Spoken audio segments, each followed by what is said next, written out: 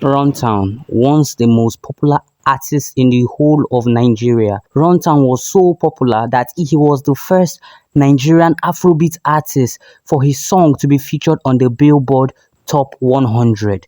He had the maddest jam in the whole world known as Mad Over You in 2016. Runtown was making waves and he was even more popular than Davido, Burna Boy, Wizkid combined. But what really happened to Runtown? This is the question many have been asking since, and in today's video, we are going to actually discover that. Runtown in year 2016 had the biggest song in the world.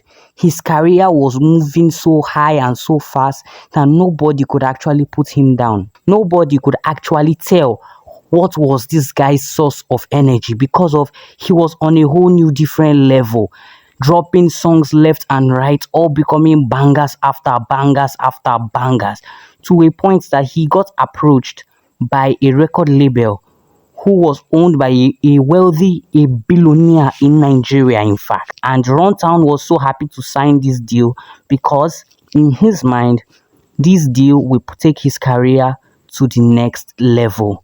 Because every artist's great dream is to take their career to a global stage, to a next level, whereby they can showcase their craft and character and they earn much money from their music. But Runtown did not know that this deal would be the downfall and the end of his career. Slowly starting, Runtown signed a record label deal with this record label, which we cannot mention in this video because the billionaire is so popular and influential that we want to keep his identity a secret.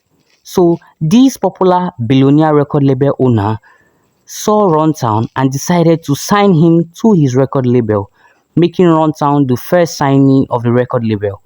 Things were going great and well and fine, but at the long end, the billionaire record label owner got greedy. He did not pay Runtown any money or any royalties from the song Mad Over You, even though the song was the first Nigerian song to be featured on the Billboard Top 100.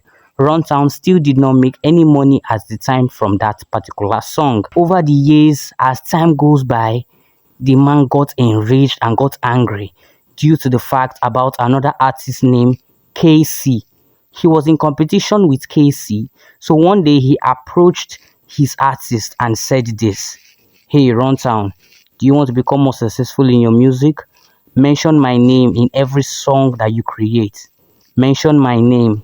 And at first, Runtown wasn't feeling it and he said no. This just got things more worse for Runtown because he had not been making any money from his music. So all of a sudden, the record label boss started controlling him and became so selfish to a point that no money was coming in for Runtown at all. At some point, if Runtown goes out for shows with his manager, he gets queried by the record label boss asking him, "Hey, where did you go to? Where did you go to? Did I ask you to leave?" This got Runtown so angry and mad that at a point they come to a form of an agreement and everything was moving smoothly once again. But then the contract was about to expire. Then the record label boss had an idea. He said that and he approached Runtown's manager and talked to him and Runtown and said that he was going to get him a song with the biggest American female hip-hop artist of that time, which was known as Nicki Minaj. This was a very exciting news for Runtown and his manager because he has been facing lots of setbacks in signing to the record label. At least for once in his life, he's felt like his career was going to go to the next level. But all of a sudden, everything came crashing down after the record label boss later unveiled that it was a plan and it was not going to happen at all. This left Runtown frustrated and left him in disarray that he could no longer continue his career, and before he was able to catch up and try and see if he could get his career back up in the air or back up in the sky, the likes of Davido, Wizkid and even Burna Boy were upcoming. It was too late. the damage had already been done. In recent times, people have come online to bash and drag and call out Runtown, asking why he hasn't dropped any new project yet. But people fail to listen to the latest song that he dropped. Just like in 2023, he dropped a song named If It Happen for Lagos. That song was actually a banger. You should go check it out. But nobody choose to stream it. But everybody keeps on dragging him online. Why isn't he dropping music? Well, what caused his downfall was signing a bad contract to a bad record label. Next time, he said he will find a way to get back up as soon as possible. But from recent times, we have not been seeing anything from him. Well, we will hope and watch out.